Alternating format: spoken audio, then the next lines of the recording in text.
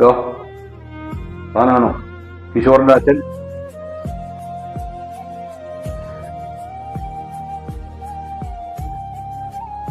ആ സാറേ.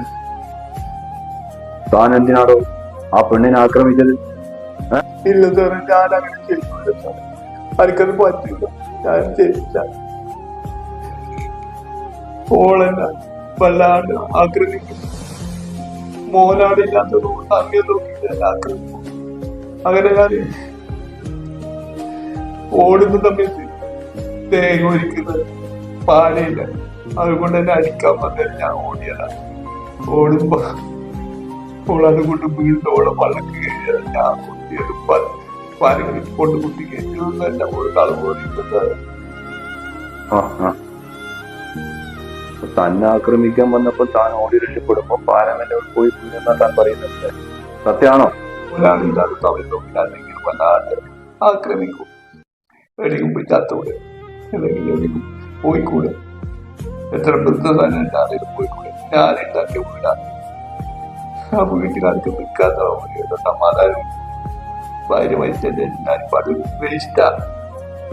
ഓഹോ, അങ്ങനെയാണോ?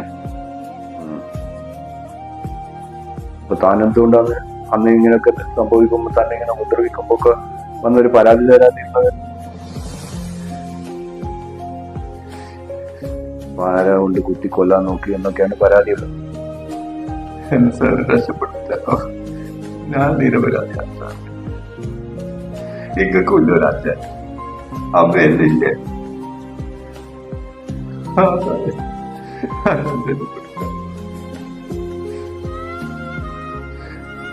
എന്റെ നിരപരാധിത്വം പറയാൻ പറ്റാതില്ല. അത് കേട്ടുണ്ടായിട്ടില്ല. ഞാൻ ഒറ്റയ്ക്കും. ഞാൻ നോക്കട്ടെ ചെയ്യാൻ പറ്റുമോ. എന്റെ അവസ്ഥ ആർക്കും അറിയില്ലാലോ. രമേശ, പിന്നെന്താ കുടിക്കാൻ പോണെങ്കിൽ വാങ്ങിച്ചു കൊടുത്തേ, ഭക്ഷണം കൊടുക്കണം കേട്ടാ.